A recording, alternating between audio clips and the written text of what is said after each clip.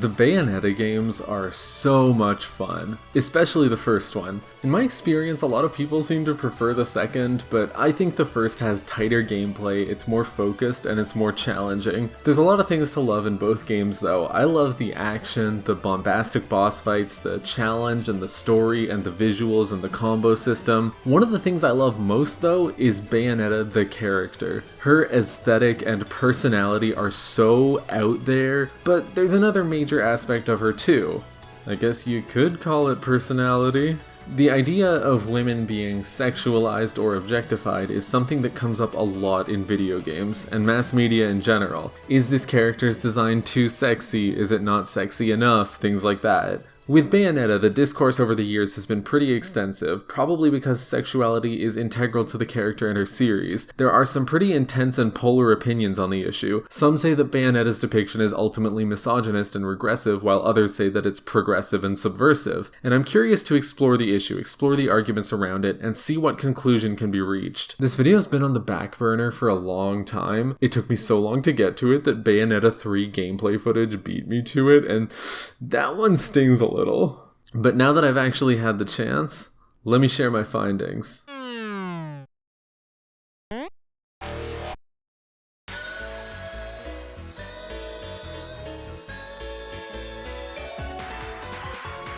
So let's get the facts on the table. In both of the first two games, she wears a skin-tight bodysuit. In the third game, her design is, It seems I'm unfashionably late. Yeah, you're unfashionably something.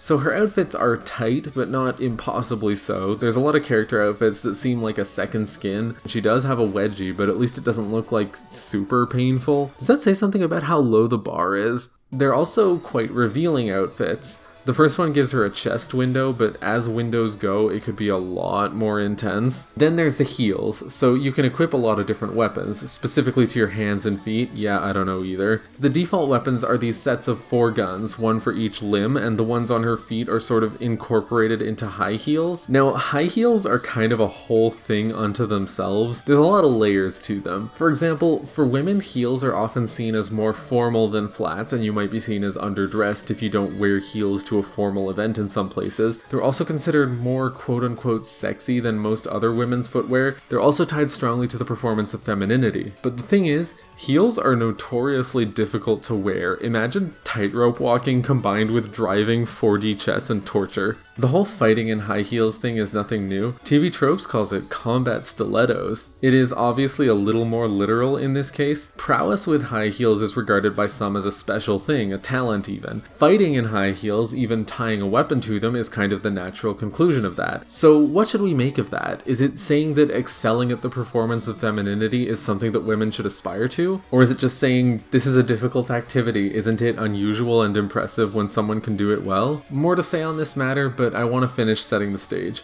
Beyond Bayonetta's outfit, her body type is not all that out there, and that's something I kind of appreciate. A lot of fictional women in games, comics, and animation have body types that range from improbable to impossible. It definitely sets a standard for what an attractive woman looks like that doesn't really reflect the typical real woman, and fails to acknowledge the spectrum of what women can look like and how a woman can be regarded as attractive even without honkin' gazookas. God, this is a weird subject. Bayonetta's obviously quite in line with a fairly commonplace sort of beauty standard, thin, curvy, hairless, perfect makeup, but the fact that she has a realistic body type feels like a step forward. Her sex appeal factor comes from other elements of her design than just what she looks like. For example, the lore around her visual design. If you don't already know this, I'm sorry for what you're about to learn. Bayonetta's clothes are made of her hair. Yeah, that wedgie from before, that is her hair from her head just shoved in there. But see, her hair is the conduit for her demon summoning magic. This whole song and dance to say, in order to do magic, Bayonetta has to get naked. It's the weirdest justification I've seen since Kill la Kill. It might be worth noting that she doesn't have to wear her hair. Jeanne, another witch, is generally shown wearing a red suit that doesn't vanish when she uses magic because it isn't made of hair. There's also a number of alternate costumes themed around various typical sexy outfit tropes, sexy policewoman, sexy schoolgirl, and so on. They're mostly hideous. It's really funny when she's made of metal though. Keep in mind that her summoning moves are usually associated with her combo finishers. That'll be relevant in a moment. The other side of character design is personality and writing. Who is Bayonetta? Well, she's a character who's fiercely confident, even to a fault. She performs arrogance and humiliates her opponents. She doesn't have a lot of friends, but she has a genuinely charming dynamic with each of them, and it's super obvious that no matter how much she might tease them, she cares deeply about them and wants them to be safe. She is clever, witty, and funny. She's a tough and independent hero who sets her own goals and does what she feels is right, and on the way she encounters challenges, both physical and emotional. She's also very explicit. There's a lot of overt sexual allusions. She often ends up in poses that are meant to be seen as sexual, attractive, alluring. Some sequences get into "God, I hope no one walks in and sees me playing this" territory. The poses extend into her moveset as well, lots of splits and high kicks combined with the aforementioned vanishing clothes. Getting further into game mechanics, we have punish attacks, which generally involve stomping on, spanking, or flogging enemies, and torture attacks where she summons various torture devices, often but not always with a similar general vibe. There's one enemy called the Joy, whose torture attack is, a lot. So the stage is set. How is it argued that Bayonetta is a progressive or regressive character? Why are there defenses on both sides of the matter? I really want to examine as many arguments as possible and give you a full view of the issue. Talking point 1. Boys versus girls. If one is to call judgment on whether a work of fiction is misogynist or feminist, a very easy point to look at is, are the women differentiated from the men? Well, here are the 4 notable male characters from the first game. Definitely not that kind of sexy design, and none of these men behave the way Bayonetta does. Even when a male boss is scantily clad, there's nothing sexy about it. What about the women? Well, we do have Bayo's frenemy Jean and her mother Rosa, and these 3 sure do have the same body type. And I mean, on some level I get it, they're all witches from the same coven with the same abilities and fighting styles. Jean and Rosa are secondary playable characters, and they have the same moveset as Bayonetta, Mutatis Mutandis, so their models kind of have to be able to work within that. In fact, when you're playing as one of the other characters, they're just like pasted over Bayo in the cutscenes, which lends itself to some moments. But the end result is still that each of these women is portrayed in one way, while none of the men are shown this way. There is one other major female character. It's complicated and I'm trying to avoid spoilers, and that character is not at all sexual. It's Cereza, who is a tiny child. So there's 2 options for female characters in this series, being like this, or being an innocent little baby. Still goes further though. Bayonetta's coven is the Umbra Witches, and they have a light counterpart called the Lumen Sages. If memory serves, it's not explicit that the Sages have to be men, but as far as I know, there's yet to be a female one shown. The Sages have very similar powers to the Witches, even down to summoning angels the same way the Witches summon demons, but they don't need to undress to do it. They're not sexualized. The counterpoint would be to say that the Witches are enlightened and sexually liberated, while the Sages are puritanical, patriarchal, and repressed. And that's a reading that is very much substantiated by the text of the game, more on that later, but the point remains that if we're just talking about this on a baseline level, the men and women are being shown differently. But that's not anything new. All it takes is a model swap to show how embarrassingly different women tend to be depicted in games. Talking point 2. Bayonetta could totally beat me up.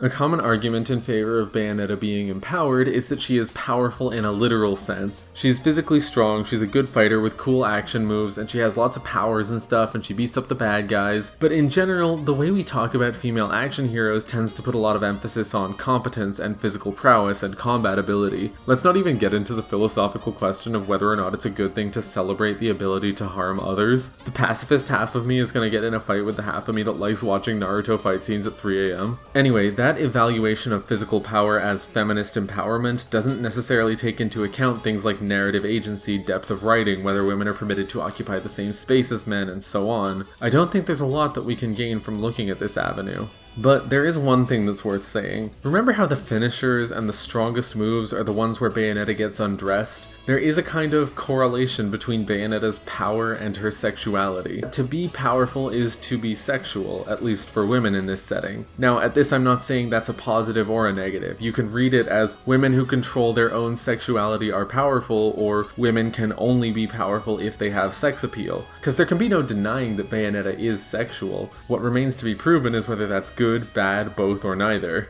And we'll look at that more in depth later, but for now, both of these points kind of combine into talking point 3. Well, Ryu is buff. There are some pretty common critiques about the sexual designs of female characters. They overrepresent certain body types, and they reinforce the idea that a woman's attractiveness is tied to a small list of physical features, rather than acknowledging or celebrating the wide range of body types real people can have. What is presented as attractive is a standard that's just not attainable for a lot of women. To say nothing of the question of whether it's worthwhile to celebrate attractiveness, period. Like, is it more useful to say women can be attractive even if they have X quality, or to say women don't need to be attractive? That's a common debate. There's a long-standing tradition of connotating having good looks with having power, being heroic, being deserving of empathy, and this obviously doesn't apply exclusively to women, but it applies especially to women. A woman who's seen as attractive is treated as more valuable than one that's not. The value of a woman is reduced to her appearance. Appearance takes importance over personality, goals, and so on. There's also the point that a lot of video games tend to be marketed more toward men than women, especially if you go back a few years. Lara Croft's ridiculous body is there for players, who are presumed to be straight men, to look at. Lara Croft is a fictional character in a video game, a product that is bought and paid for and consumed. By that token, Lara's appearance is just part of the product. To actually get to the point though, a common counter-argument to criticism of women being sexualized in games is to say that men are too. Kratos and Chris Redfield and Ryu and whoever else are argued to be sexualized because they're muscular, I guess? And this talking point is Frankenstein's horse at this point. Like, there is something to be said for how mass media does demonstrate restrictive standards for what can be seen as desirable in men too, but Ryu's moveset isn't crafted to show off his body and make the player think, wow, what a sexy karate man. There's a difference between a power fantasy and a sexual fantasy. There's a difference between a character you want to be and a character you want to sleep with. And that's the question it comes to. Who's it for? Who's meant to look at this and feel good about it? Is Kratos jacked to make women get all hard eyes, or to make men look at him and think, I'm playing such a badass? Do Lara's tits have their own gravity to make women look at her and think, I'm playing such a badass, or to make men get all hard eyes? And well, what happens when a game actually does seem to sexualize a man? But again, this has been talked to death and to great effect. Let's take this logic back to Bayonetta. The poses, the stripping, the ass shots. Is it to make the player think, this is the kind of person I aspire to be, this is the kind of person I wish I was, or is it to make the player think, this is hot? Are we meant to identify with Bayonetta? Am I, the player, supposed to say, God, I wish I was the one spanking that nasty little goblin? I don't think so. I think we're supposed to say, wow, it's really hot when the tall woman in the skin-tight suit spanks that nasty little goblin. Is the player supposed to want to be the goblin? I don't want to think about that. But kind of returning to point one, what if the men were depicted exactly like the women? What if every adult man and woman in the series was presented as attractive in the same sort of way, and they both did sexy poses and showed skin in combat to the same extent? Under those circumstances, would the sexualization still be an issue? Would it be more of an issue, less of an issue? Would the sexualizing of the women be worse than the sexualizing of the men, because of the context of the industry or the history of gender inequality or any number of other factors? I can't tell you what to think. I'm not even sure I know what I think, but it is worth thinking about. Anyway, having mentioned the punish attacks a moment ago, I think this is a good time to bring up talking point 4. Save the world, get the girl. Sexiness is a reward. It kind of explains itself. The final hits of combos are the strippy ones. The sexy punish moves are the ones you access by staggering enemies. Do well in the game and you get to see more of the character's skin and poses. Get a good score in a gameplay segment and an audio clip plays of Bayonetta moaning or saying, "Bad boy." I've also seen the case made that completing segments of gameplay gets you to the next story cutscene with the next ass shot, which could be taken as a reward in itself. Not even getting into the end credits pole dance thing. I don't know if there's a more succinct case for objectification than the attractiveness of the character is a prize, a thing you are given as a reward for accomplishments. Same story as Samus stripping proportionally to your final score. If you accept the premise that Bayonetta's sexuality is a reward, and I know not everyone will, then it does reaffirm that her attractiveness is a source of value. Talking point 5. She owns it.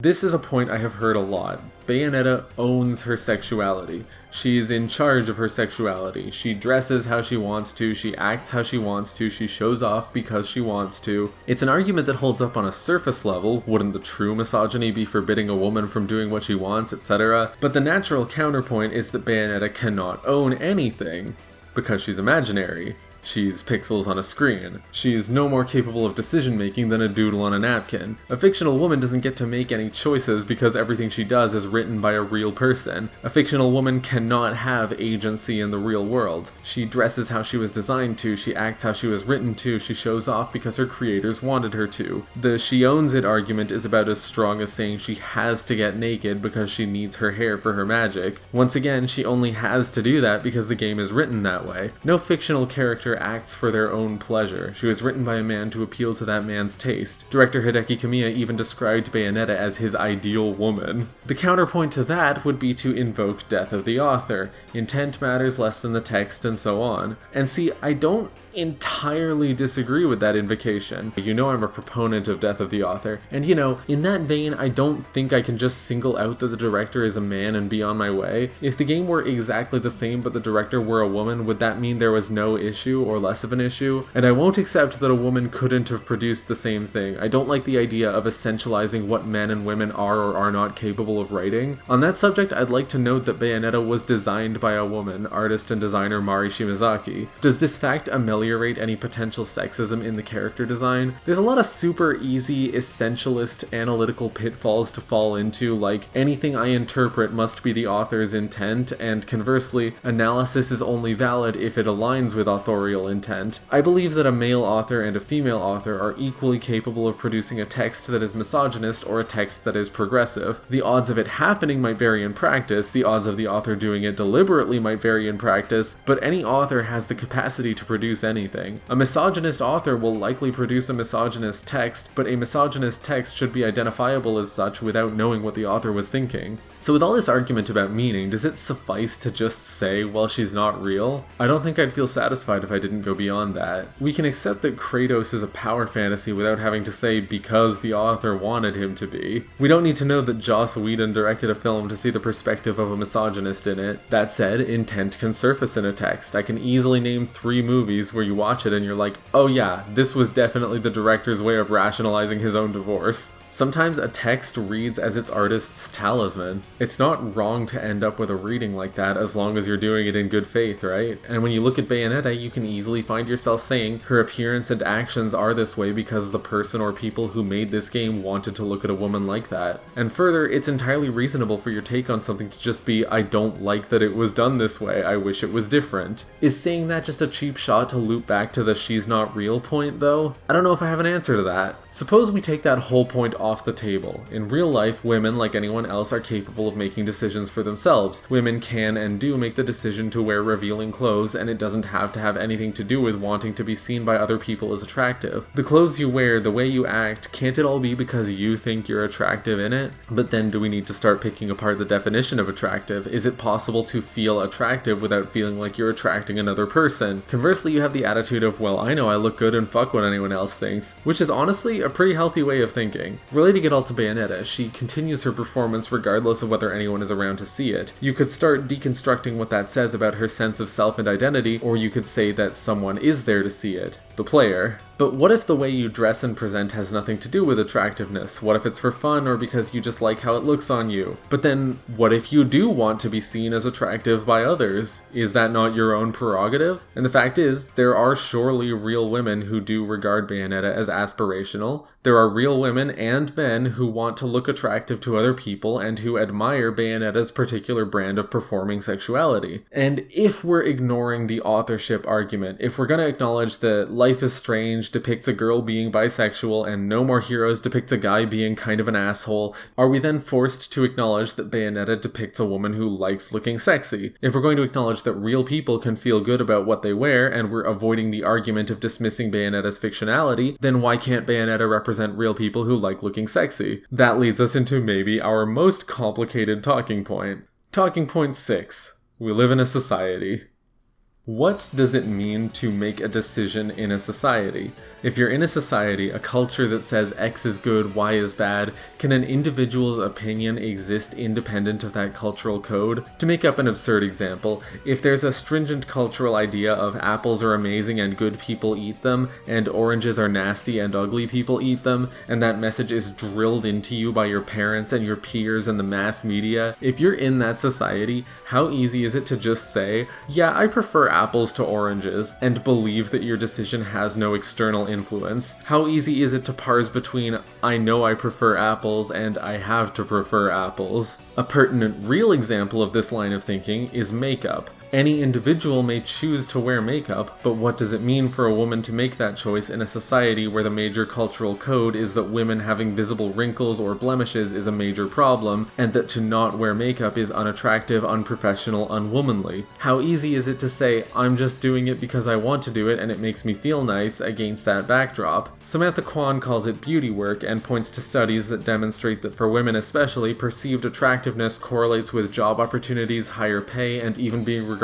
as more skilled and trustworthy. Kwan argues that beauty standards for women frame an unnatural appearance as a natural one, and that the entire system is hegemonic. She argues that to participate in the system at all, to wear makeup and to assert that women should wear makeup is to perpetuate the system, perpetuate gender inequality and the objectification of women and the mandate to perform gender. Common counter-argument to that is that makeup can be considered an art form, a skill, and a method of self-expression, and that to oppose makeup is to oppose an artistic community made up largely of women. The counter to that is that there is a distinction. The practice of makeup as performance, as self-identification, as making a canvas of yourself, is separate from the practice of makeup as method of concealing so-called flaws, attempt to mimic phantasmal perfection. One possible rhetorical synthesis of these arguments, as posited by M.L. Flood, is to allow women the freedom of self-expression through makeup, while also rejecting the idea that one must look a certain way. How easy is it to just dismantle a societal way of thinking, though? That's where we get caught in a paradox. We can't blame individual women for doing what is expected of them to have better opportunities, but we can't allow the expectation to continue regardless. So to bring all this thinking back to Bayonetta, how fair is it to say that she is empowered by ownership of her sexuality? If within the fictional diegesis of the game, Bayonetta has made an active decision to appear and act a certain way, is she empowered by that? Even if that appearance and actions happen to be exactly what men like to see in a woman? Is it empowering to be attractive when you choose to be? Is that just circling back to centering value and power around what men like and perpetuating the idea that physical attractiveness is something worth aspiring to? Or is that just a determinist assertion that women never have agency in their own decision making? Maybe we need to go even deeper. Talking point 7. What is empowerment anyway? Pervasive is the notion that to feel is to be. I remember around 2012, I was a teenager and the progressive spaces that were visible to me were emphatic about people feeling safe, but not about being safe. Feeling safe tended to mean feeling comfortable, not feeling challenged, but the language chosen equated comfort with safety. How does the feeling safe rhetoric account for people who don't feel safe around minorities, or people who feel uncomfortable when asked to sympathize with someone else's perspective? And the conflation of to feel and to be applies in other areas too. I feel wronged, therefore I have been wronged. I feel attacked, therefore I have been attacked. I feel powerful, therefore I am empowered. Maybe feeling powerful is part of being powerful. Wouldn't you expect power to recognize itself? But does feeling powerful really equate to being powerful?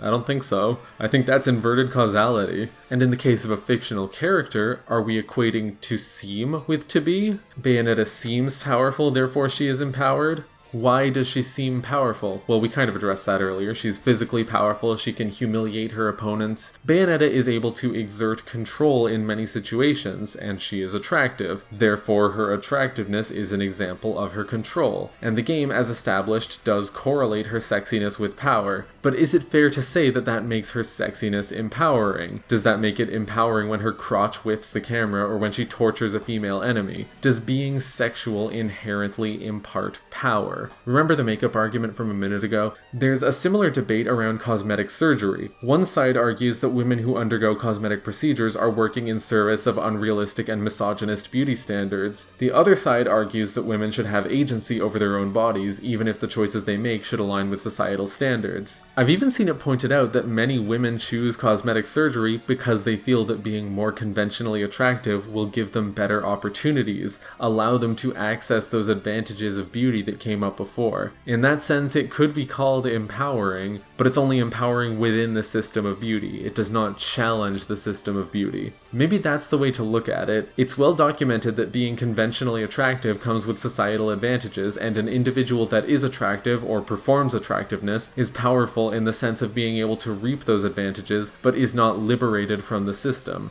If anything, perhaps they manipulate the system. Perhaps to seize power within that system is to implicitly subjugate others. Even if we accept that Bayonetta owns her sexuality, whatever power that gives her is within these systems of beauty. Systems that, as I've only said around 3,000 times so far, suggest that the best thing a woman can be is appealing to men. Does her attractiveness make her transcend the male gaze? Does she manipulate her position within the male gaze into a more powerful one? Is doing so actually empowering, or does it feel or seem empowering? Or does centering the conversation around the male gaze diminish the importance of individual women? Talking point 8. What's the worth of imagined power? Suppose Bayonetta is empowered. So what?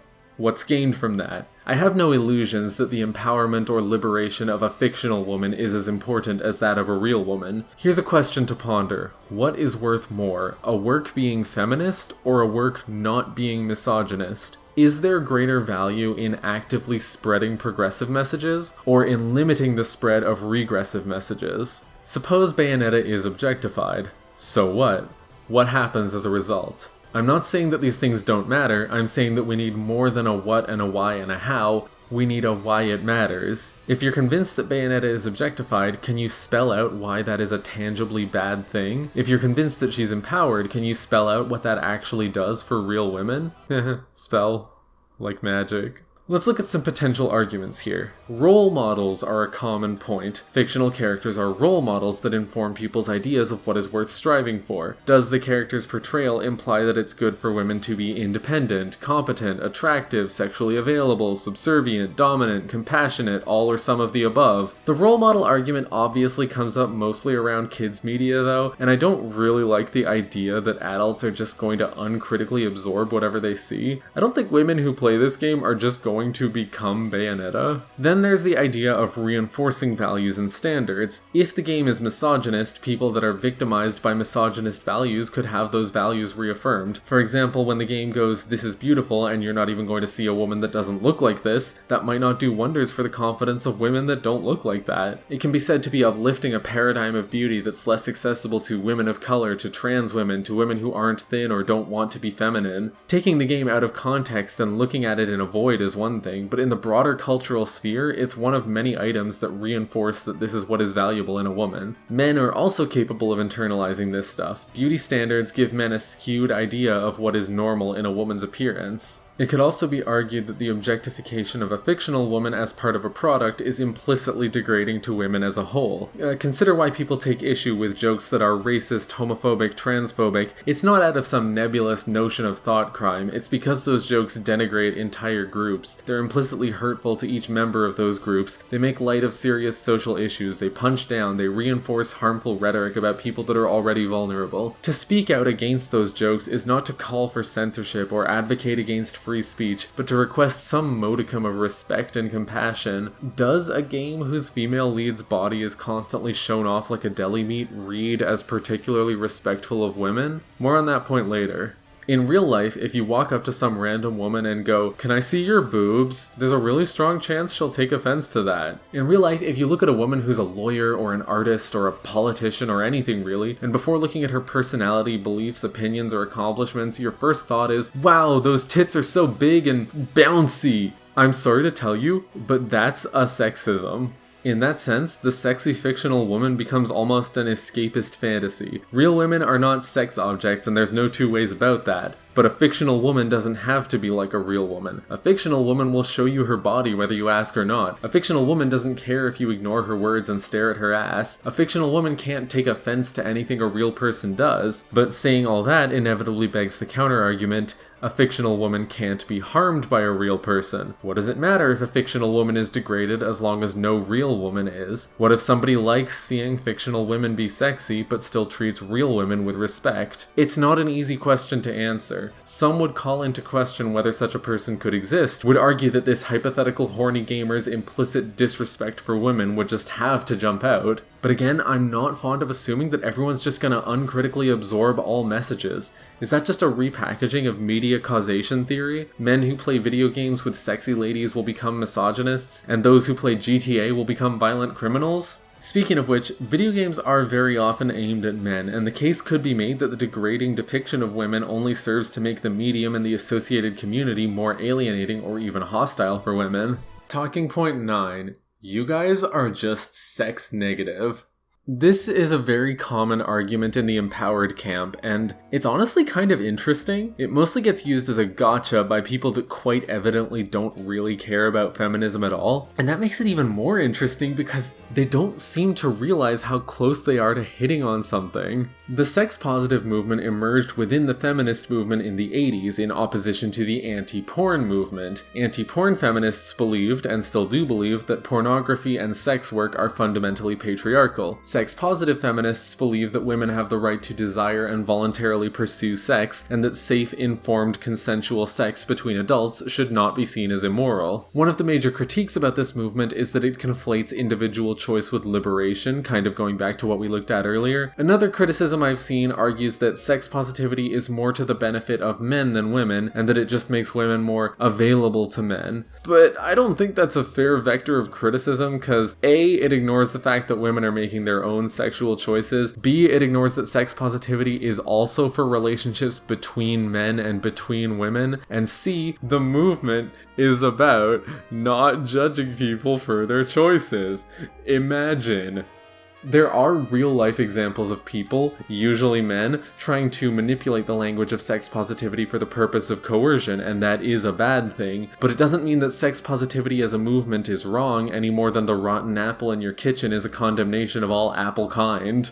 Sex positivity doesn't mean that sexuality is automatically hallowed ground, untouchable, never reflecting of negative ideas, biases, or stigma, but it does mean that sexuality is not automatically sinful, harmful, or something to be ashamed of. So now you know what sex positivity is, which already gives you a leg up on the people that say if you have a problem with this character's design, you're just sex negative. Those take makers are almost certainly not thinking about that history. They just want to shut down anybody who disagrees with them. And it's almost a shame, because if they actually did think about it, they might be able to formulate an argument there. If a woman in real life is what you'd call promiscuous, if she dresses how you'd call provocatively, and she does all that of her own volition, then neither I nor anyone else should have the right to tell her she can't. When you consider the society point from earlier, the waters of what qualifies as volition might be muddied, but the solution to that is not to ban women from dressing that way. Sex-negative feminists like Catherine McKinnon argue that all pornography should be banned and censored on the basis of being inherently exploitative. This is reductive on so many levels, and I don't want to start talking about the porn industry because this video is already so long, but I feel the need to state that I am anti-censorship. Wendy Brown specifically critiques McKinnon's arguments by saying that they only legitimize state power over public expression, and that they don't challenge the system of gender, instead reifying and reinforcing it, asserting that woman is a coherent category of person defined by victimhood. And that's not a snare I want to fall into. A woman who is sexual is not automatically degraded or exploited, and I don't want to jump to the conclusion that she is. Attitudes like that often rely on the idea that women who disagree with you are just unenlightened and don't know what's good for themselves, and I don't think I need to explain why that's not a respectful line of thinking. So when is the reaction just sex negativity? At what point are we just reproducing puritanism? Where does the line fall between recognizing that a character is sexually objectified and just seeing that a woman is sexual and presuming that something immoral is going on? Who's on one side of that line and who's on the other? Suppose one person says Bayonetta is degraded because she's sexual, and another person says Bayonetta is sinful and unwomanly because she's sexual. These people are coming from opposite perspectives, but they kinda end up in the same place. Too much of modern politics is based on having a disgust response to something, then chiseling a rhetorical scaffold that justifies the response, hating something, and then deciding why you hate it. It's a complex matter that probably needs to be addressed on a case-by-case basis, which brings us to the next point. Talking point 10. You have to make something of it. So to address these things on a case-by-case basis, you have to actually evaluate the characters, which involves asking a few questions. The most basic benchmark for a female character is she a fully realized character? Does she have depth, goals, a presence beyond being a satellite to some other character? I would argue that Bayonetta has all of these. Then there's the question of what it is to be objectified, because objectified and sexualized are ultimately not the same thing. A commonly critiqued sort of objectification is when female characters' sex appeal diminishes other aspects of their character, or when they don't have any characteristics outside of being sexual. Think like when there's attractive of women who are just there to crawl all over the male lead and nothing else. Or that annoying trope of a woman not realizing how men lust after her. Bayonetta has character beyond being sexual. As much as she performs, she doesn't just hand herself out to every man she encounters. In fact, the games don't ever really explicitly remark on Bayonetta actually having sex with someone. By one reading, Bayonetta is kind of a loser. Remember how I said she doesn't have a lot of friends? Her male friends are a loser, a professional relationship, Yugi, and a garden gnome. It's not a stretch to see her as a lonely character. By that reading, her performance of sexuality could be seen as something that lets her emulate popularity to feel more in control of herself. Now that puts a spin on some of our earlier points. While we're talking about readings, a feminist reading of the game is not unsubstantiated. Remember those puritanical sages? One of them is the main villain of the first game. The sages are associated with angels, and there's a lot of Christian-inspired mythology going on there. The evil sage turns out to be Bayonetta's father and is referred to with the title of father, like a priest. With this in mind, it's not hard to interpret it as Bayonetta very literally resisting the patriarchy and the regressive ideals of the church. Ultimately, I think it would be difficult to read the game in a way that suggests that Bayonetta is textually denied agency or depth. The first game anyway. The second game has a decidedly worse writing. The point I'm getting at is that interpretation is a big part of it. Sometimes characters become feminist icons without ever having been intended to. Was Diva meant to be a symbol of feminist empowerment in Korea? Samus is considered an empowered character, and she is no stranger to being sexualized. Does that diminish feminist aspects of the character, and if so, in what ways? On that note, talking point 11. Bayonetta is kind of a gay icon.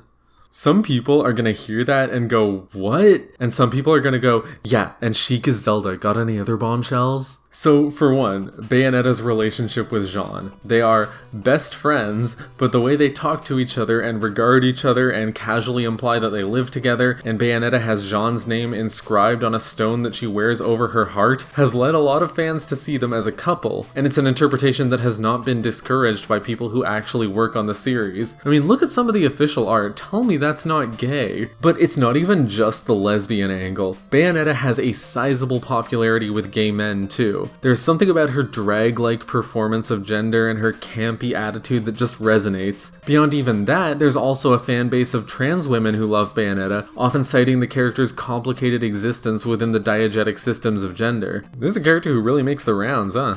And not everyone is going to understand that, but would it be fair to take that away from someone? If someone looks at Bayonetta and says, she reminds me of me and that makes me happy, is it right to take that from them even if you think they're wrong? Can you do anything to take it from them? Talking point 12.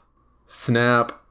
Maybe the way Bayonetta is depicted is just kind of embarrassing. I feel the need to assert that I'm not playing Bayonetta for those reasons. But then there's the question of what's so cringe about it. It could be argued that sexual content in games and other mass media provides an outlet or a catharsis. If I find something embarrassing about the sexualness of the game, does that say more about me? Sexuality is a natural thing, but the degree of cultural shame that gets built around it is often disproportionate. At the end of the day, embarrassment isn't grounds to make a moral judgment. If you're on the internet, you've undoubtedly seen an instance of someone just finding something cringe and then trying to find a reason why it's immoral as if to justify the cringe reaction. Like, it's not sufficient to say you think Steven's Universe is a kind of cringy kids show. You have to say it's like fascist, abuse apologist propaganda. And see, Bayonetta also has enough substance in both story and gameplay that I think people wouldn't assume you're playing it for lecherous reasons anywhere near as quickly as they would with, say, Honey Pop or Senran Kagura or Dead or Alive Beach Water Titty Party or whatever. Is that what feels wrong then? Is it because it feels like there's a place for that sort of content? The sexual catharsis games are already everywhere. If you want a game that's boobs first, ask questions later, fucking Elf Breeding Farm is right there. Why does my hack and slash action game need to have that? I'm here to get those platinum medals, not to see all this. But that raises the question of, is Bayonetta still Bayonetta if you take away the sexuality? However uncomfortable the sexual angle might be, as I've already said, I love the flamboyance of the character, and isn't her explicitness part of that flamboyance? Okay, it's time for a lightning round. Before we go, I have a few more rhetorical questions that don't really fit into the preceding talking points, but that I think are worth saying. So Bayonetta's powerful. She's stronger than virtually everyone she meets, be they other witches, monsters, or gods, and even when she's challenged and defeated, she always bounces back and overcomes the enemy. She is physically capable to a comical degree, and nobody has a problem with that. There is a certain contingent that really doesn't like it when female characters are capable of doing anything, and I have never seen anyone complain that Bayonetta is too capable, even when researching for this video. What is the difference between Bayonetta and Rei? On that note, despite the feminist themes I alluded to earlier, I've never seen anybody complain that Bayonetta is too woke or too progressive or too SJW, the way that's been said about the Tomb Raider reboot and Overwatch and whatever else. Why is that? What does it mean for a fictional character to be feminist? It's easy to accept that a narrative can be feminist, but how does a character become feminist, the adjective, without being a feminist? Don't take that as me saying it's not possible. Take it as me actually asking you for an answer. What does it mean to feel attraction to a fictional woman? What does it mean to fantasize about a fictional woman? What ultimately is to be gained from gauging whether Bayonetta is objectified or empowered? Will this understanding be a litmus for the fictional women of future works, or is it to pass judgment on Bayonetta itself? If Bayonetta is objectified, what ontological moral quality is revealed about the game? Does debating about the moral quality of the game, or any game, get in the way of other forms of analysis? Consider how the central conversations that happen around Bayonetta differ from those around games with male leads. When we see fiction with female protagonists or minority protagonists, and the prevailing discourse is always about whether it's a morally upholding depiction, does that detract from actual analysis that could be happening? Does that not imply that works with female or minority leads simply cannot be analyzed in any rigorous capacity? Last one. If Bayonetta is objectified and the game is misogynist, what needs to happen? What is the solution? Change the game, ban the game, prohibit future games from depicting women in certain ways, or allow them to exist but discourage and disavow them?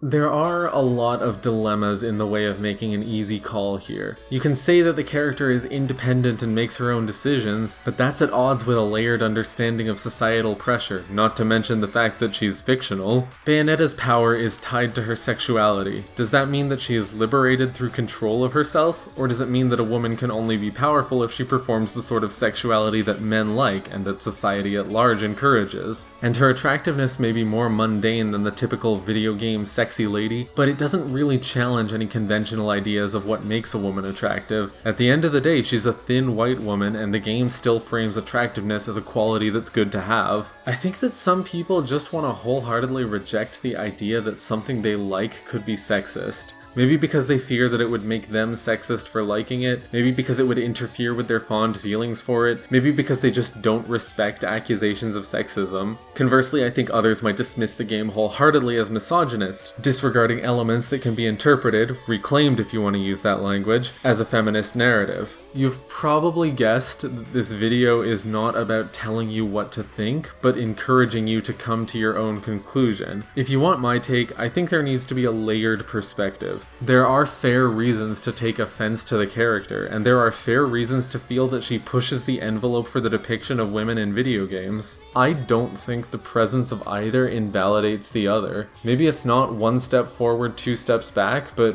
one step sideways, two steps upside down. There are worse ways to sexualize a character. She could have been made passive, a satellite, a sex object to be won by a man. And what's really the worth in putting all your chips into either objectified or empowered? I think there's a complex gray area at play here. A few months ago I watched the Elvira movie for the first time. It's so fun. Super camp and ridiculous, and it conveys a surprisingly effective stance against censorship and moral panic. It's also got a lot in common with Bayonetta. Elvira is not a character one might think of as empowered, but she also repeatedly exerts control over her own sexuality, and within the narrative she resists any attempt to take that agency from her, be it by objectifying her or censoring her. There's also a scene where she breaks a chain with her tits. Maybe Elvira is sexualized in a way that's ultimately degrading, but does that diminish the reading of progressive values in the text? How obvious is it that I have enough opinions on Elvira that I want to share, but not enough that I'd make a whole video on it? I don't know if I want the game to be different. Bayonetta's sexuality is part of her overall bombast, and she might lose something without it. There is something refreshing about seeing a female character who is characterized as active in her own sexuality, rather than passive and clueless, but sometimes it's just too much for me. It feels hard to say I want Bayonetta to be different when the rest of the industry is still like that. What I really want is for the medium as a whole to be consistently respectful of women. In a perfect world, I think there would be no beauty standard, no advantages to being conventionally attractive. If we lived in that world, then the existence of media emphasizing quote-unquote attractive women might be less cause for concern. Even though we don't live in that world, I hope we can collectively agree to form nuanced stances on complex issues. So what do you think? Objectified or empowered? Hi, I'm recording this in the future. I've been editing the video and I just need to take a moment because this is driving me insane. Why does this game look like this? Every time I look at it, I feel like my brain is melting. God, I hate this. I hate it. It's so ugly. These look like Final Fantasy X FMVs. Is that Aerith?